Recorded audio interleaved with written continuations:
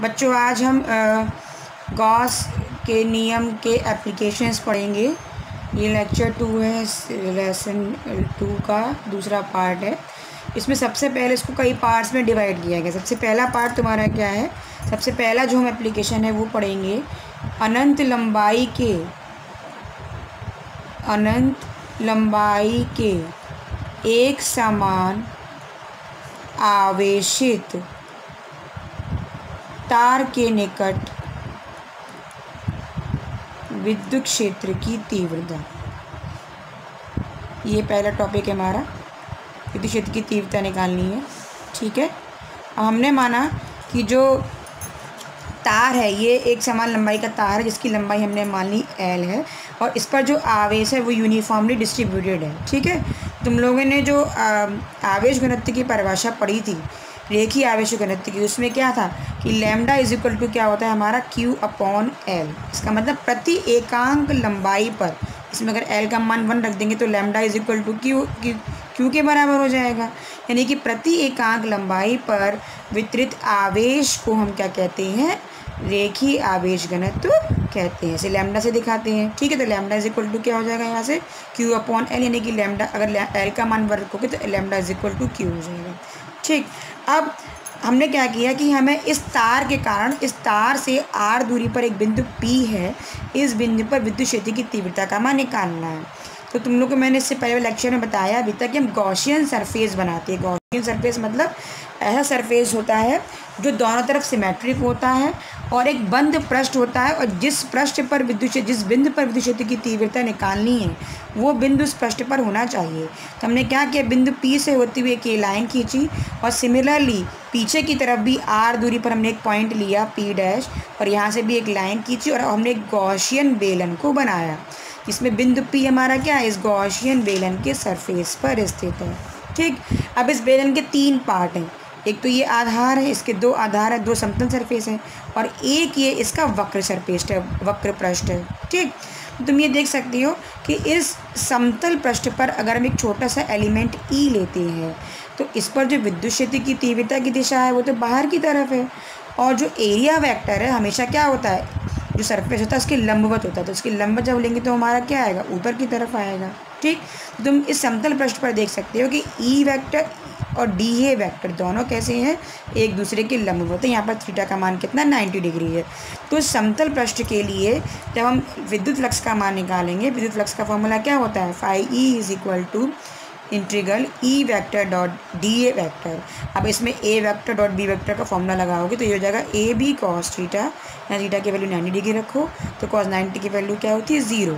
इसका मतलब ये हुआ कि दोनों समतल पृष्ठों पर जो विद्युत फ्लक्स का मान है वो 0 हो जाएगा। क्यों, क्योंकि दोनों समतल पृष्ठों पर विद्युत क्षेत्र की दिशा और एरिया वेक्टर दोनों ही कैसे हमारे, विद्युत क्षेत्र की तीव्रता और एरिया वेक्टर दोनों ही एक दूसरे के लंबवत हैं। अब हम लेके चलते हैं तुम्हारा ये वक्र पृष्ठ। ठीक, अब इस वक्र पृष्ठ पर मैंने एक ही छोटा सा एलिमेंट लिया है। इस एलिमेंट के लिए पहले हम विद्युत फ्लक्स निकालेंगे। तो इस एलिमेंट पर देखो जो विद्युत क्षेत्र की तीव्रता की दिशा है वो बाहर की ओर है, और जो एरिया वेक्टर यहाँ पर क्या होगा, पृष्ठ के लंबवत, ये भी क्या होगा हमारा, बाहर की ओर होगा। तो दोनों ही क्या होंगे, एक दूसरे के समांतर होंगे। जब ये दोनों ही एक दूसरे के समांतर होंगे तो इस केस में, समांतर होने पर इस केस में थीटा की वैल्यू क्या हो जाएगी हमारी, 0 डिग्री हो जाएगी। तो जब हम इसके लिए फॉर्मूला निकालते हैं, ये जो डेरिवेशन किया है मैंने, ये तो किसके लिए किया है, समतल पृष्ठ के लिए किया है। तो तुम लोग देख सकते हो इसमें कि जब थीटा की वैल्यू 90 रखते तो φE का मान क्या हो गया हमारा, 0 हो गया। अब हम वक्र पृष्ठ के लिए निकालेंगे। तो वक्र पृष्ठ के लिए जब आप सॉल्व करोगे तो वेलन के वक्र पृष्ठ के लिए, क्योंकि दोनों एक दूसरे के समांतर, तुम लोगों ने पीछे इसको पिक्चर में देखा, तो ये हो जाएगा E × DA cos थीटा। ठीक है, अब यहाँ थीटा की वैल्यू 0 डिग्री रखोगे तो E DA cos 0 की वैल्यू होती है 1। तो ये हो गया इंटीग्रल 1 × DA, और E को हमने बाहर निकाल लिया। ठीक, अब इसका मतलब क्या है, इसका मतलब है कि पूरे वक्र पृष्ठ का एरिया, और बेलन के पूरे वक्र पृष्ठ का जो एरिया होता है फॉर्मूला होता है 2πrH, लेकिन यहाँ पर H L के बराबर, तो ये हो जाएगा 2πrL। ठीक है, तो अब इसकी वैल्यू को हम क्या करेंगे, यहाँ पर रख देंगे तो φ' बराबर हो जाएगा E × 2πrL। तो नेट फ्लक्स φE क्या हो जाएगा, phi dash E plus phi dash double E, वो हमारा पहले ज़ीरो था और दोनों को जोड़ दो, जब जोड़ोगे सॉल्व करोगे तो सॉल्व करने पर फाई ई का जो मान आएगा वो ई इंटू 2πr_l आएगा। ठीक है। अब इसके बाद गॉस की थ्योरम से आप लोगों को पता है कि जो फाई ई होता है वो Q/ε0 के बराबर होता है। ठीक है। तो अब रेखीय आवेश में तुम लोगों ने पीछे देखा कि lambda is equal to Q/n और Q is equal to lambda L. तो इस Q की जगह हम यहाँ पर क्या लिख सकते हैं, लैम्डा एल। तो फाई ई की वैल्यू क्या हो जाएगी, लैम्डा L/ε0। इक्वेशन नंबर 2 हो गई। और पहले वाली थी हमारी क्या थी, इक्वेशन नंबर 1। इक्वेशन नंबर 1 और इक्वेशन नंबर 2 दोनों को जब आप इक्वल करोगे दोनों की वैल्यूज़ को, तो ये हमारे पास क्या आ जाएगा, E into 2πr_l is equal to lambda L/ε0। L से L कट गया, तो यहाँ से E is equal to lambda upon 2πr into ε0। ठीक है। अब हमने क्या किया, ε0 को तो पाई के साथ लिख लिया और r को अलग कर दिया, तो लैम्डा अपॉन 2πε0 इंटू r। ठीक। आपको 1/4πε0 की वैल्यू पता है, लेकिन हमारे पास क्या है 2πε0, तो इसको 4 करने के लिए हमने 2 का ऊपर मल्टीप्लाई किया और 2 का नीचे मल्टीप्लाई किया। तो मेरा फॉर्मूला क्या बन गया कि E is equal to 1/4πε0 2 lambda upon r। हमने इसको अलग लिखते हैं क्योंकि इसकी वैल्यू हमको पता है 9 × 10⁹ होती है। ठीक। ये तो मैग्नीट्यूड है। अगर वेक्टर फॉर्म में लिखोगे तो हमें इस r की डायरेक्शन बतानी पड़ेगी, तो इसकी r की डायरेक्शन को हम r कैप से लिखते हैं। तो वेक्टर फॉर्म में क्या हो जाएगा, E vector is equal to 1/4πε0 2 lambda upon r, r cap. यहाँ r कैप क्या है, r की दिशा में यूनिट वेक्टर, जहाँ r क्या है, बिंदु P, जिस बिंदु पर हमें विद्युत क्षेत्र की तीव्रता निकालनी है, इस बिंदु P की इस एक समान लंबे तार से दूरी। तो r कैप क्या होगा, इसकी दिशा में, r की दिशा में यूनिट वेक्टर होगा। ठीक है। और जो विद्युत क्षेत्र की तीव्रता की दिशा होगी वो क्या होगी, इस बिंदु पर विद्युत क्षेत्र की तीव्रता की दिशा क्या होगी, बाहर की ओर होगी। ठीक है। यहाँ पर बिंदु P पर विद्युत क्षेत्र की तीव्रता की दिशा क्या होगी, बाहर की ओर होगी। ठीक है। अब इसके बाद तुम इस फॉर्मूले से देख सकते हो, जो फॉर्मूला है इसमें तुम देख सकते हो कि जो E है वो इन्वर्सली प्रोपोर्शनल टू R है ना, यानी कि E is inversely proportional to 1/r। इसका मतलब ये हुआ कि किसी रेखीय आवेश के कारण विद्युत क्षेत्र की तीव्रता, E क्या है, विद्युत क्षेत्र की तीव्रता, तो रेखीय आवेश के कारण विद्युत क्षेत्र की तीव्रता R क्या है, उस आवेश से बिंदु की दूरी है ना। तो रेखीय आवेश से बिंदु की दूरी के व्युत्क्रमानुपाती होती है। रेखीय आवेश के कारण विद्युत क्षेत्र की तीव्रता उस रेखीय आवेश से बिंदु की दूरी r के व्युत्क्रमानुपाती होती है और इसकी दिशा इस रेखीय आवेश के, जो आपको आवेश दिया है, इस रेखीय आवेश के लंबवत बाहर की ओर होती है। ठीक है। चलो अब अगर इसका ग्राफ खींचा जाए, क्योंकि ये व्युत्क्रमानुपाती है, तो जब हम r का मान बढ़ाएंगे तो E का मान घटेगा। तो देखो इस ग्राफ में तुम ये देख सकते हो, जब हम E और R के बीच में ग्राफ खींचते हैं, जब हम R का मान बढ़ाते जाते हैं तो E का मान शुरू में क्या होता है, बहुत धीरे धीरे घटता है, फिर अचानक तेज़ी से घटने लगता है। ठीक। अब जो नेक्स्ट टॉपिक है वो है हमारा, ये तो हमने किसी तार के कारण अभी निकाला था, एक सीधा लंबा तार है, उसके कारण अनंत लंबाई का तार है, उसके निकट विद्युत क्षेत्र की तीव्रता निकाली थी। अब जो नेक्स्ट टॉपिक है वो है हमारा, हमने एक चादर ली है, अचालक चादर, उस चादर के निकट किसी बिंदु P पर विद्युत क्षेत्र की तीव्रता निकालनी है और चादर अनंत लंबाई की, अनंत विस्तार की है। ठीक। अब तुम लोग को पता है कि जब हम किसी सरफेस पर आवेश को डिस्ट्रीब्यूट करते हैं तो प्रति एकांक क्षेत्रफल पर आवेश की मात्रा क्या कहलाती है, पृष्ठीय आवेश घनत्व। इससे पहले वाले लेसन में तुम लोग को बताया भी था। तो सिग्मा बराबर क्या होता है, Q/A, जहाँ सिग्मा का हमारा क्या है, पृष्ठीय आवेश घनत्व, यानी कि प्रति एकांक क्षेत्रफल पर आवेश की मात्रा पृष्ठीय आवेश घनत्व कहलाती है। अगर क्रॉस मल्टीप्लाई करोगे तो यहाँ से Q का मान आ जाएगा। ठीक। अब इस पिक्चर को आप लोग ध्यान से देखो बेटा, हमें इस बिंदु P पर क्या करना है, विद्युत क्षेत्र की तीव्रता निकालनी। तो पहले हमें गॉसियन सरफेस का निर्माण करना पड़ेगा। गॉसियन सरफेस कैसा होना चाहिए, सिमेट्रिक होना चाहिए। तो जितनी दूरी पर ये बिंदु P है उतनी दूरी पर चादर के पीछे हम एक दूसरा बिंदु P' ले लेते हैं और P और P' को लेकर एक गॉसियन बेलन को हम बना लेते हैं। ठीक। अब इस गॉसियन बैलेंस के फिर से 3 सरफेस हैं, ये 2 समतल सरफेस हैं और एक ये इसका वक्र सरफेस है। अब आप इस समतल सरफेस पर देख सकते हो कि विद्युत क्षेत्र की तीव्रता की दिशा तो बाहर की ओर है और जो एरिया वेक्टर होगा इसके लंबवत होगा, तो वो भी क्या होगा, हमारा बाहर की तरफ होगा। तो समतल सरफेस पर ई वेक्टर और डी ए वेक्टर दोनों क्या हो गए, एक दूसरे के समांतर हो गए। सिमिलरली इस जो पी डैश बिंदु है, इस बिंदु से होकर जो समतल सरफेस हमारा जा रहा है, इस सरफेस पर भी ई वेक्टर और डी ए वेक्टर दोनों ही क्या है, एक दूसरे के समांतर हैं। जब समांतर होंगे यानी कि थीटा का मान 0 डिग्री हो गया। जब थीटा का मान 0 डिग्री हो गया तो फाई ई बराबर क्या होता है, ई vector dot D A vector, इसके लिए भी होगा और बिंदु पी डैश से होकर जाने वाली समतल चादर के लिए भी होगा। तो हम दोनों को क्या करेंगे, जोड़ देंगे। तो हमने क्या किया, phi E is equal to E vector dot D A vector, ये पी बिंदु से होकर जाने वाली समतल सरफेस के लिए है और ये पी डैश से होकर जाने समतल सरफेस के लिए, दोनों को हमने उठाकर जोड़ दिया। ठीक। अब E dot D A formula हमारा A dot B cos theta होता है, तो A E D A cos theta हो जाएगा। यहाँ थीटा की वैल्यू क्या रखोगे, 0 डिग्री। तो ये कि हमारा क्या हो जाएगा, ई डी ए कॉस 0 और कॉस 0 की वैल्यू क्या होती है, 1। तो ये ई vector dot D A vector किसके बराबर आ गया, ई इंटू डी ए के। यहाँ ई क्या है, ई वेक्टर का मैग्नीट्यूड, डी ए क्या है, डी ए वेक्टर का मैग्नीट्यूड। इस पर एरो नहीं, इसका मतलब ये क्या है, मैग्नीट्यूड्स हैं। ठीक।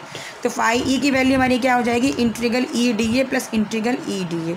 ई को बाहर निकाल लो दोनों में से, इंटीग्रल डी ए और इस पूरे का इंटीग्रल किसके बराबर होगा, ए के। इससे पहले वाले लेसन में मैं बता चुकी हूँ कि कैसे निकलेगा।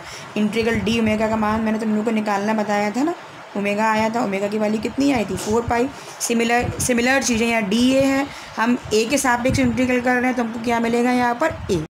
ठीक। तो ई ए प्लस ई ए कितना हो गया, 2 हो गया। लेकिन गॉस की थ्योरम से, अच्छा ये हो गया। अब हमें वक्र पृष्ठ पर भी निकालना पड़ेगा, इस समतल पृष्ठों पर हो गया। वक्र पृष्ठ के लिए क्या होगा, वक्र पृष्ठ के लिए तुम ये देख सकते हो, हमने वक्र पृष्ठ के लिए एक छोटा सा एलिमेंट लिया। इस एलिमेंट पर जो विद्युत क्षेत्र की तीव्रता की दिशा, ये तो बाहर की तरफ हो गई चादर पर, और जो डी ए वेक्टर होगा वो चादर के लंबवत होगा। तो यहाँ पर ई वेक्टर और डी ए वेक्टर के बीच का जो कोण है, तुम लोग बच्चों देख सकते हो कितना है, ये 90 डिग्री का। यानी कि यहाँ पर थीटा की वैल्यू कितनी हो गई, 90 डिग्री हो गई।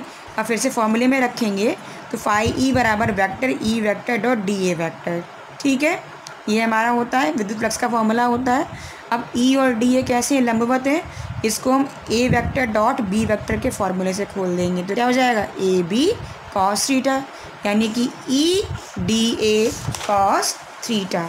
तो E D A cos theta के हिसाब से ई डी ए थीटा की वैल्यू कितनी है, कॉस 90, और कॉस 90 की वैल्यू होती है 0। तो ये पूरा नेट फ्लक्स हमारा क्या हो जाएगा, 0। इसका मतलब इस गॉसी बेलन के वक्र पृष्ठ से जो भी विद्युत फ्लक्स निकलेगा उसकी वैल्यू कितनी हो जाएगी, 0। अब दोनों को आप जोड़ दीजिए तो 2a + 0 2EA, ये हो गया नेट गॉसियन सरफेस से होकर जाने वाला विद्युत फ्लक्स। ठीक। लेकिन गॉस थ्योरम क्या कहती है कि phi E is equal to Q upon epsilon naught होता है। इस इक्वेशन 1 और इक्वेशन 2 के अकॉर्डिंग दोनों को इक्वल कर दो, Q upon epsilon naught is equal to हो जाएगा 2 × EA। यहाँ से E की वैल्यू क्या हो जाएगी, Q upon 2 epsilon naught A। चूँकि तुम लोगों ने पीछे निकाला था Q is equal to sigma A होता है, यहाँ पर Q की वैल्यू को रख के सॉल्व करोगे, A से A कट जाएगा तो हमारे पास क्या रह जाएगा, सिग्मा अपॉन 2 एप्सिलॉन नॉट। तो ये क्या है, किसी अनंत विस्तार की अचालक चादर। बच्चों ध्यान दो, चालक हमारी कैसी है, अचालक है। ठीक है, तो अचालक चादर के निकट अगर कोई बिंदु है तो उस बिंदु पर विद्युत क्षेत्र की तीव्रता का मान। ठीक। अब इसके बाद इसमें देखो, तुम ये देख सकते हो इसमें आर नहीं है, इसका मतलब चादर के निकट जितने भी बिंदु होंगे इन सभी पर विद्युत क्षेत्र की तीव्रता कैसी होगी, समान होगी। और अगर आपने चादर को प्लस आवेश दिया है तो जो तीव्रता की जो दिशा होगी वो बाहर की ओर होगी और चादर के लंबवत होगी। और अगर चादर पर माइनस आवेश है तो जो विद्युत क्षेत्र की तीव्रता की दिशा होगी वह क्या होगी, चादर की ओर होगी और चादर के लंबवत होगी। ठीक है। अब इसके बाद जो नेक्स्ट टॉपिक है वो है हमारा किसी आवेशित चालक के ठीक बाहर विद्युत क्षेत्र की तीव्रता। अब देखो, इससे पहले वाला टॉपिक में हमने चालक जो चादर ली थी वो कैसी थी, अचालक थी, तो उसके सरफेस पर ही पूरा आवेश था। ऐसे हमने ये क्या लिया, एक आवेशित चालक लिया है। जब आप इस आवेशित चालक को आवेश देते हो बच्चों, तो वो आवेश क्या होता है, इसके सरफेस पर बाहर की ओर इक्वली डिस्ट्रीब्यूट होता है, लेकिन इस चालक के अंदर जो विद्युत क्षेत्र होगा वो हमारा क्या हो जाएगा, ज़ीरो हो जाएगा। ठीक है, तो हमने इस चालक के दो सरफेस ले लिए, एक सरफेस 1 और एक सरफेस 2। तो ये जो चालक है वो हमने एक धनावेशित प्लेट के रूप में लिया है, चालक प्लेट के रूप में ली है। अब एक कोई बिंदु P है, मुझे इस बिंदु पर विद्युत क्षेत्र की तीव्रता निकालनी है। तो मैंने इस चालक के दो वो कर लिए, सरफेस 1 और सरफेस 2। तो पहले सरफेस 1 के कारण P पर विद्युत क्षेत्र की तीव्रता निकालेंगे, फिर सरफेस 2 के कारण बिंदु P पर विद्युत क्षेत्र की तीव्रता निकालेंगे। अब दोनों की दिशा कैसी है, दोनों सेम डायरेक्शन में काम कर रहे हैं, क्योंकि दोनों पर आवेश कैसा है, समान है। दोनों ही विद्युत क्षेत्र की तीव्रता क्या होगी, जुड़ जाएंगी। ठीक, तो बिंदु P पर चादर 1 के कारण विद्युत क्षेत्र की तीव्रता हमारी क्या है, E1। ये हो जाएगा σ/2 ε0। और ये क्या होगा, चादर 1 से बाहर होगा, परे होगा। ऐसी चादर 2 के कारण किसी बिंदु P पर विद्युत क्षेत्र की तीव्रता हमारी क्या हो जाएगी, E2 हो जाएगी। ये भी हमारा ये फॉर्मूला बनेगा σ/2 ε0। ये फॉर्मूला तुम लोगों ने अभी पढ़ा था कि किसी चादर के निकट अगर कोई बिंदु P है तो क्या होता है, फॉर्मूला σ/2 ε0। अब क्योंकि दोनों की दिशा एक ही है तो विद्युत क्षेत्र की तीव्रता हमारी जुड़ जाएगी। तो यहाँ से E आ जाएगा E1 + E2। वैल्यूज़ को रख के जब सॉल्व करोगे तो E क्या हो जाएगा, σ/ε0। ठीक है, अब इसमें दो केस आते हैं बच्चों कि अगर आपने आवेशित चालक को धनावेश दिया है, जो विद्युत क्षेत्र की तीव्रता की दिशा होगी उसके निकट किसी बिंदु पर विद्युत क्षेत्र की तीव्रता की जो दिशा होगी वो चालक के लंबवत और बाहर की ओर होगी। ठीक है, तो जो उसकी दिशा हम क्या लेंगे, चालक के लंबवत लेंगे और बाहर की ओर लेंगे। प्लेट के लंबवत और प्लेट से दूर बाहर की ओर होगी। और अगर जो चालक प्लेट है, अगर आपने उस प्लेट पर कैसा आवेश दिया है, माइनस आवेश दिया है, अगर ऋणावेशित प्लेट है तो जो विद्युत क्षेत्र की दिशा होगी वो क्या होगी, प्लेट के लंबवत होगी लेकिन प्लेट की ओर होगी। अगर प्लेट पर धनावेश दोगे, जो तुम्हारी चालक प्लेट है अगर उस पर धनावेश है तो विद्युत क्षेत्र की दिशा प्लेट के लंबवत और प्लेट से दूर होगी, और अगर ऋणावेश है तो प्लेट के लंबवत तो प्लेट की ओर होगी। मुझे लगता है अगर तुम लोगों को समझ में आ गया हो, आशा करती हूँ कि तुम लोगों को समझ में आया होगा। और अगर समझ में ना आए तो कल आप मुझसे क्लास में इस पर क्वेश्चन पूछ सकते हो।